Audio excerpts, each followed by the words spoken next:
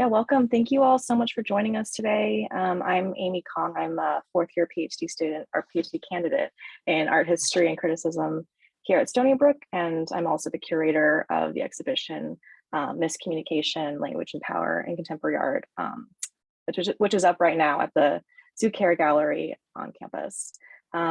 This exhibition features 15 artists, 2 of whom are joining us today. And these artists explore the power of language in cultural context, including the global privileging of the English language, colonial violence against Indigenous languages, and the role that accent, dialect, and manners of speech are indications of class and education level. So thank you all so much for joining us for our Art and Linguistics panel today. This panel has been organized by the Zuccaire Gallery, the Department of Art, and the Graduate Student Organization. So today we're so honored to be joined by participating artists Dulce, Soledad, Ibarra, and Jisoo Chung, along with Stony Brook Linguistics PhD student Grace Wivell. They'll each first present some background on their work and their research, which will then follow with some kind of more casual conversation between the panelists, and then there'll be space for audience Q&A. So during the Q&A section, we do ask that you submit your questions into the Q&A function. That'll just keep it organized and easy for us to keep track of who's asking questions. So if we're all ready to go, we'll just begin with a short presentation by Dulce Soledad Ibarra, and I'll first read their bio. Dulce Soledad Ibarra is a multidisciplinary artist, designer, educator, and curator with investments in community and identity-emphasized arts and opportunity. As a practicing artist, Ibarra discusses issues of generational guilt, identity, class, labor, displacement, and injustice in sculptures, videos, installations, performances, and participatory work. Looking through queer Chicanx perspective, the work is fueled by emotional labor, personal and cultural research, and analysis. Currently, the work is centered around the aesthetics and resilience of the Piñata/Party Supply District of downtown Los Angeles, engaging in the means of sustaining as a community of businesses and a place of cultural familiarities and commodities. Ibarra has exhibited, screened, performed, and programmed at venues across Southern California, including Angels Gate Center, Charlie James Gallery, Consulado General de Mexico on Los Angeles, and Craft Contemporary, Echo Park Film Center, Guggenheim Gallery at Chapman University, Human Resources Los Angeles, One Gallery in West Hollywood, and Pieter Performance Space, among others. Ibarra holds an MFA from the University of Southern California and earned a BFA in sculpture from California State University, Long Beach. Join me in welcoming Dulce Soledad Ibarra. Thank you. I can't hear anyone clapping, but I'm sure there's something going on there. Really honored to be here. Thank you to Zuccaire Gallery, to Stony Brook, to Amy, who gave us all this opportunity, really. And so I'm going to go ahead and start sharing my screen and get started with just a brief presentation of my work, selected work. Yeah, so you read all of that, so you know all of that. But here are a few things in my selected work specifically that incorporates language. I do a lot of work in general that tends to be in my bilingual nature, but also kind of honoring the past and present of these both colonial languages that I speak. And so this work here is, I mostly work in sculptural installation based, but also video and performance, but this work is very sculptural that also includes a performance. And I enjoy doing dualities of installations and how I can encompass another way of incorporating a different type of medium, whether that means activating it in various ways. But this work here is called Quisiera ser más que el pasado, pero aquí estoy en el presente, which means I wish to be more than the past, but here I am in the present. A lot of this has to do with thinking about generational poverty in general. And so these kinds of notions of generational labor handed down to me from my father, from his father, from his father, which is kind of what's happening here, padre de mi padre, de mi padre, de mi padre. Thinking about the types of ways that we navigate through, economic status, but also trying my best to uplift it. My dad was or is a gardener, and has remained a gardener since he moved to this country. And so trying to inherit that, I also inherited the ideas of hard work and work ethic and all these things that also lead to my, you know, uncomfort of not resting enough. And so there's those notions involved in my work, but also what I also inherited from him is this perfect metaphor of being allergic to gold jewelry. And so I use gold to emphasize when I think about my dad and his labor. And upon that, thinking about the way that my dad speaks is another way of me kind of generating this idea. So here I am. This is at Angels Gate Cultural Center where they let their landscape kind of overwhelm their area. So I ended up doing a lot of freelance work, if you will, for them as a performance, but also at the end of the performance, I revealed myself in kind of this gold suit that had the term jodidex on it, which means, well, jodido, jodida means fuck up in Spanish. It's a kind of not a direct translation, but it's essentially has the same kind of notion of being a fuck up. And that's something that my dad calls us endearingly, me and my siblings, and this idea of representing that idea of being a fuck up and owning up to being a fuck up in that kind of way, whether that be in a positive light or negative light, is something that, you know, we move forward to, but also resonates with the title of this, of like how I wish to be beyond the past, but I remain in the present, still a fuck up. Moving forward, I have a really large interest in piñatas, which is kind of resembles the same type of work that I have at the Zuccaire Gallery currently. But this is kind of my first feet in getting my feet wet with piñatas, thinking about how piñatas have this long history of being celebratory in party scenes and having this really colorful notion. But along with piñatas is the much more unknown, for the most part, history of how they got into the Americas. And that was through the Spanish, who were influenced by paper crafts from the East, East Asia mostly, and how they utilized them as a way to create Catholic conversion. And so the original piñata came with 7 points, a pointed piñata, each point representing the 7 deadly sins. And through that, breaking the piñata, you would gain prizes, and the prizes to break away from your sins and to, you know, be with God.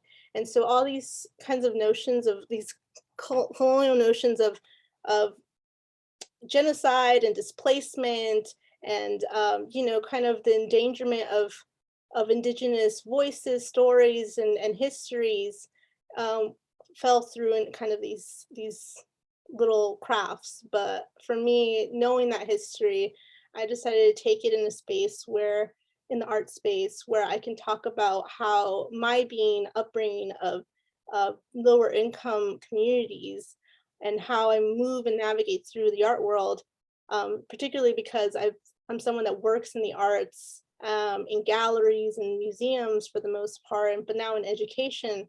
And that fueled my energy in thinking about how these art spaces sometimes don't consider those communities, and how displacement had been a big topic.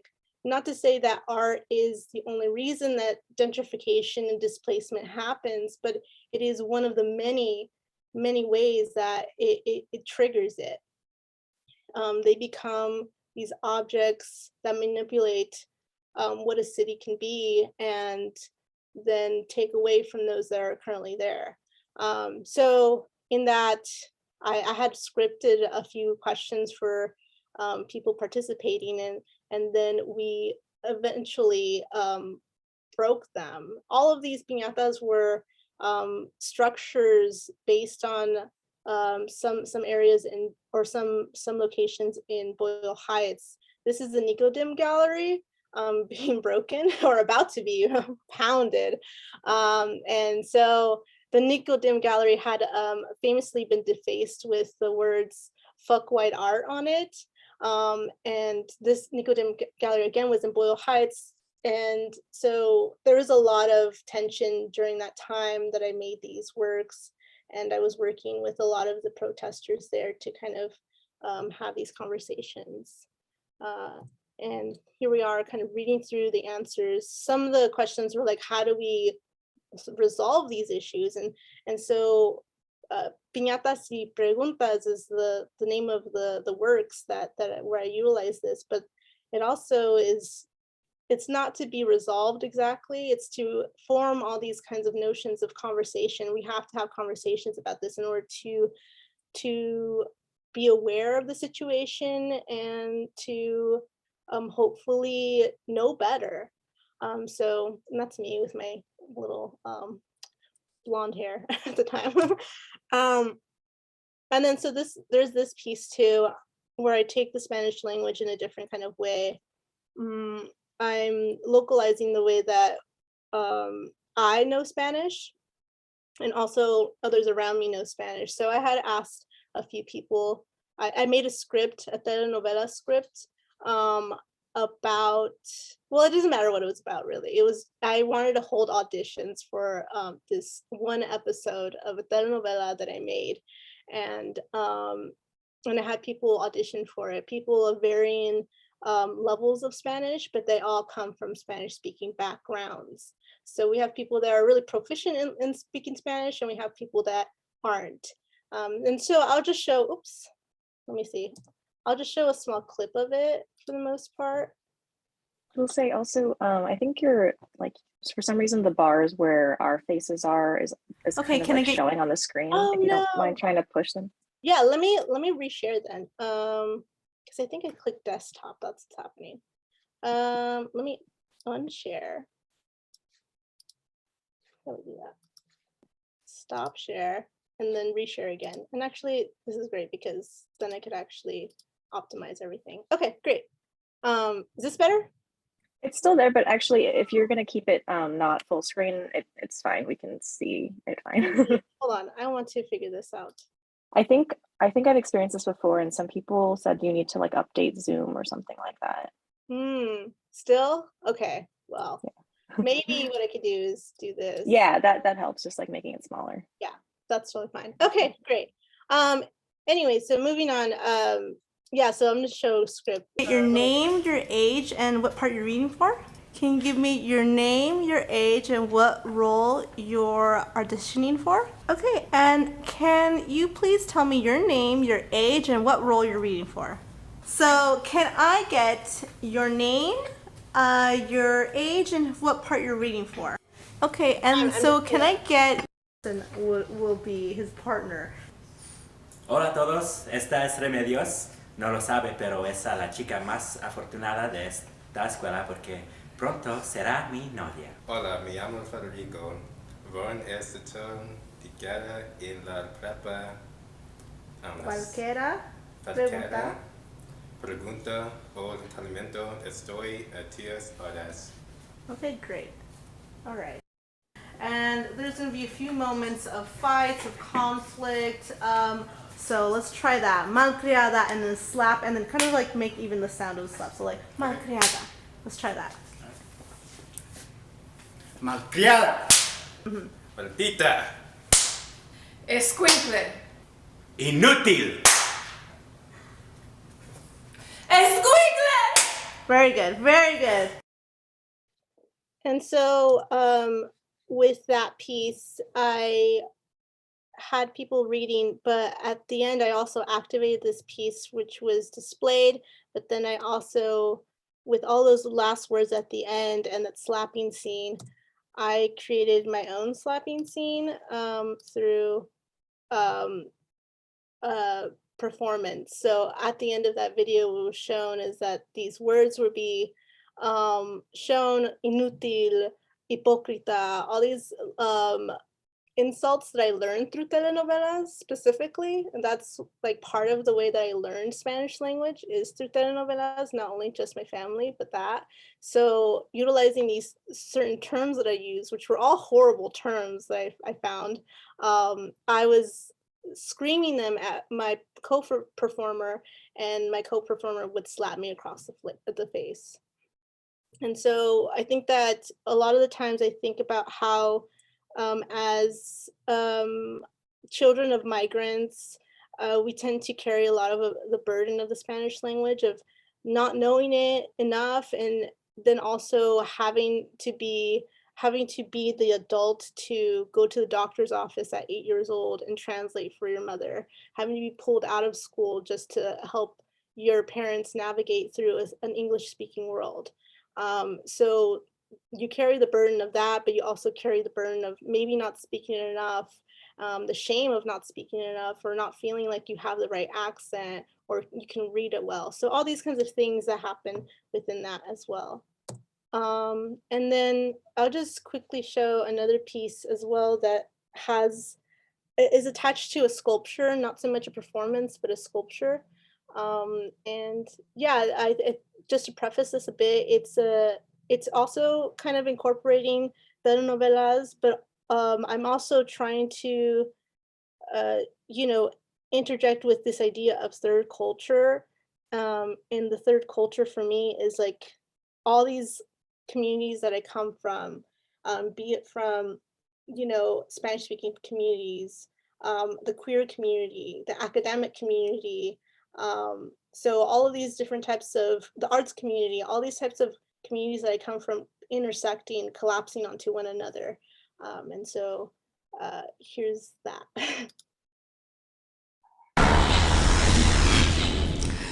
La escritora norteamericana Susan Sontag dijo: no está mal ser bella, lo que está mal es la obligación de serlo.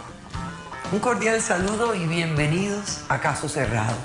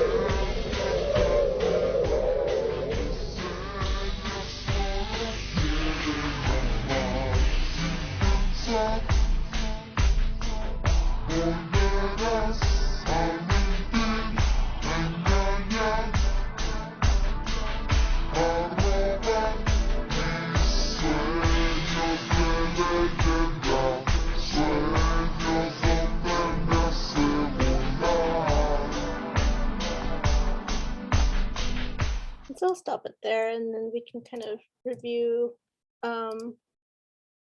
the sculpture that I made along with it, which was this Go-Go's dancing stage a la Felix Gonzalez Torres, that where I connected to a lot of these queer spaces is also through the connection of seeing a Spanish-speaking culture within them as well. So someone like a drag queen dressed up as Paquita del Barrio, which is like this really iconic Mexican singer, or, a bunch like going to a ladies only night at a queer space, and suddenly this song Rodeo del Payaso starts coming on, which is like this very specific song that has a line dance to it, and only people that knew the song were actually dancing to it. So there's all these things that come within that, but also reflecting on how long it took me to find these spaces and how long it took me to kind of feel belong to an area. Yeah, so.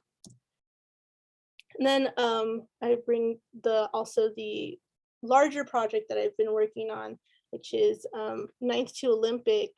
And this is where I work within a community of vendors, of small businesses out in the Piñata district, the Party Supply district.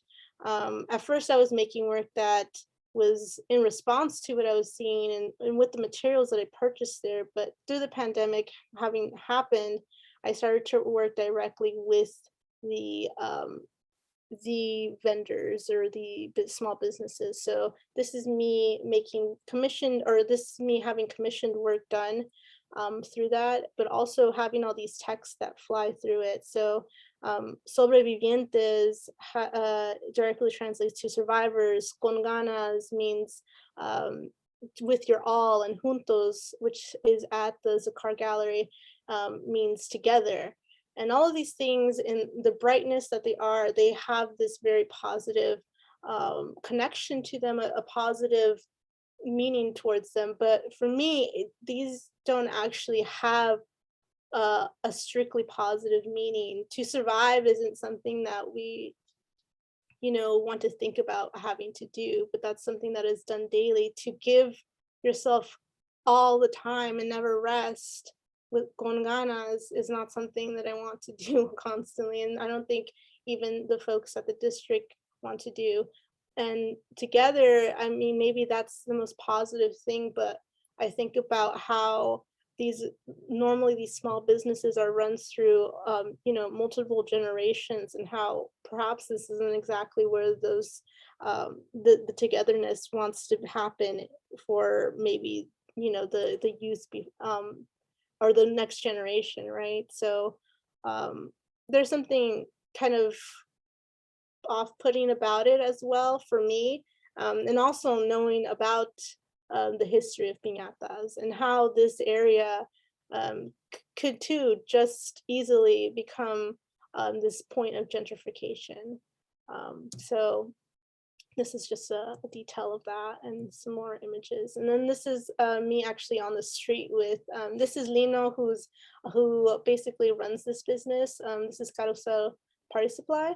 And this is the illustrations that I would give each of them, and that they would create their piñatas from. So, and then just work that I did alongside that, which was me using the bolsas, but I think that's less important. And I'll stop there in terms of that. Yeah, thank you. Also fantastic. Thank you so much for that just super illuminating presentation, and we have a lot to think about and circle back to when we get to our little discussion portion. Our next panelist is the participating artist, Jisoo Chung, and I'll read her bio. Jisoo Chung is a visual artist based in Seoul and Los Angeles. Through video and installation, she excavates the constructed language in quotidian objects and technologies. Considering language as a legacy of a socio-political structure, Chung's interest keens into the irony between the desire to be addressed within an existing language and the desire to be resistant. The humor created by the failure of language, such as automatic correction, mistranslation, and misinterpretation, becomes a motif in her works. Chung holds an MFA in new genres from the University of California, Los Angeles, and a BFA in Seoul National University. Chung has exhibited her work internationally, including Studio for Artistic Research Dusseldorf, Seoul International New Media Festival, NEMAF 2021, Seoul Art Rise LA, Los Angeles Riviera Parking, Santa Barbara, Human Resources Los Angeles, and Monte Vista Projects Los Angeles. So please join me in welcoming Jisoo.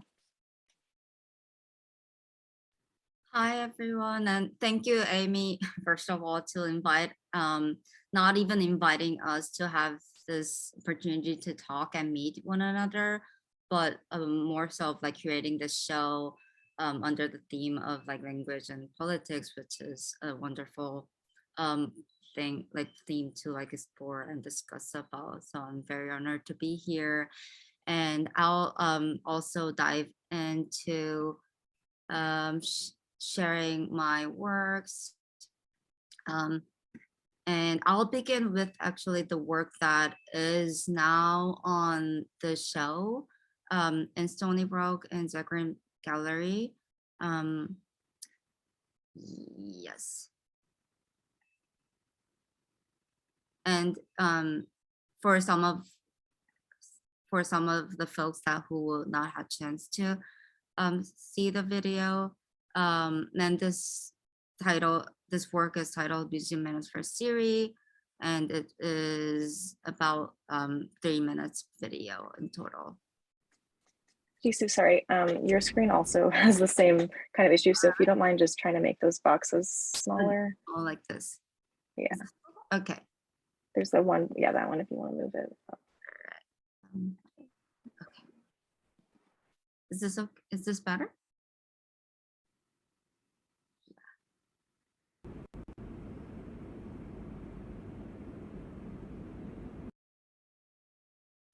One, period.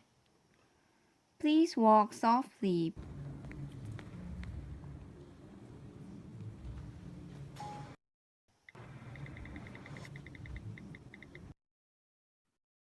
While slowly walking around, comma. You can look carefully at the artwork.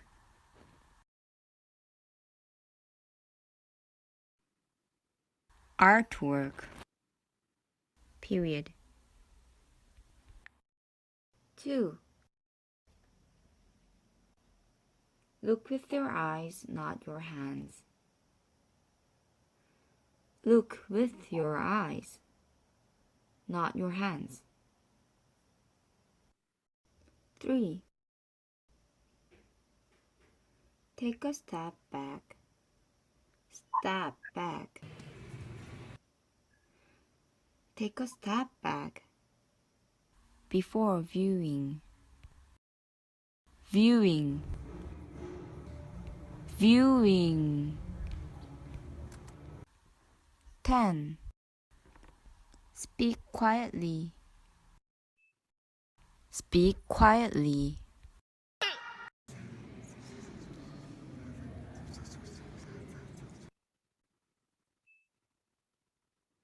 Loud voices may disturb those who are trying to quietly converse with the artwork. Artwork.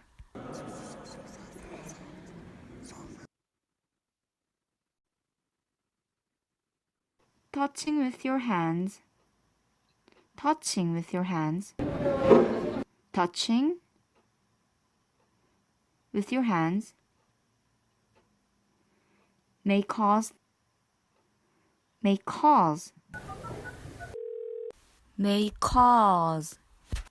damage to the artwork. Period.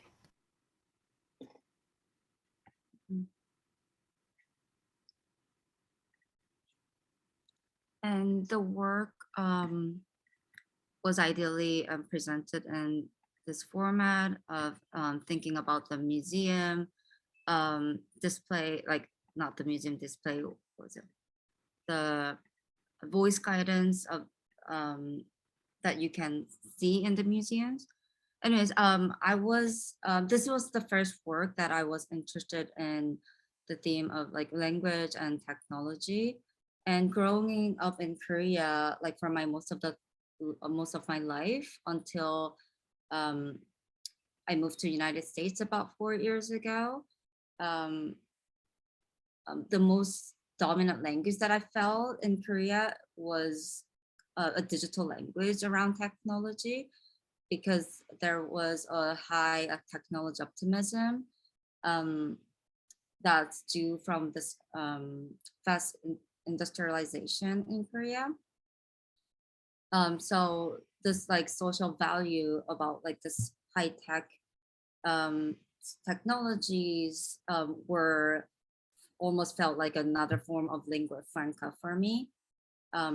So I had this huge resistance, not only just to technology, not only because it was a dominant language, but also, because the advance in technology, I felt like the fundamental desire was an expansion of a manpower, which is a similar shape of imperialism. So like mistranslations that happened when I was dictating the museum manners to Siri, that failure reveals that how technology has this like linguistic flaws, and that is also a form of reproduction of the dominant culture and politics, which is mainly centered in English speakers and also centered in United States. Well, I'm saying United States because Siri, like Apple, is made in California, based in California. Anyways, yeah, and here it was important for me to switch the position of subject and object, or the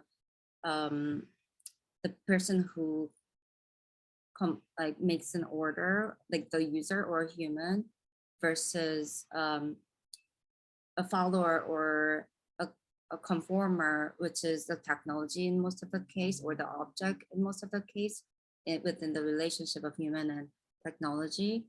It was important for me to reverse that relationship and following the manners that was dictated wrongly by Siri and conformed in the real space in the museum, where the place where it was a place that provided the initial museum manners. And that was around my question of like, who is the subject and who is the object, and who's the one who makes the order and as a commander, or the user, and who is the one who follows it, and who's the object, who's the one who follows those orders.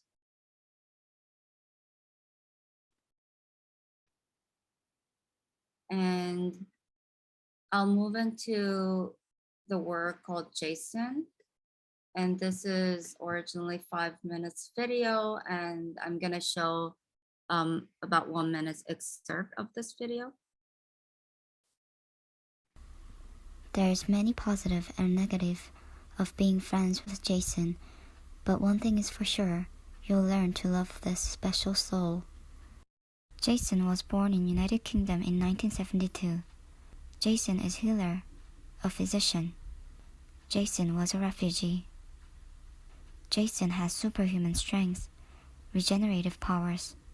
Jason is an American professional football player who retired in 1972. Jason is a hybrid of hipster and nerd. Jason is perfect, incredible person who anyone would be lucky to date. Jason has brown hair, gorgeous green eyes.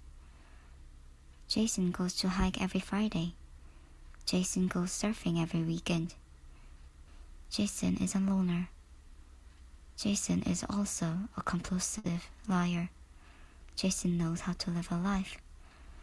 Jason doesn't need any instructions. Jason knows how to love. Jason never waits. Jason is an amazing person. Everyone wishes they were Jason.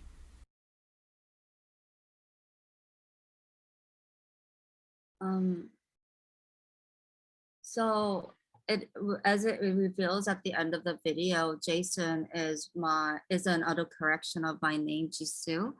And once since I moved into United States, whenever I type my name, Jisoo, and any kind of digital platform, it automatically changes to the name Jason.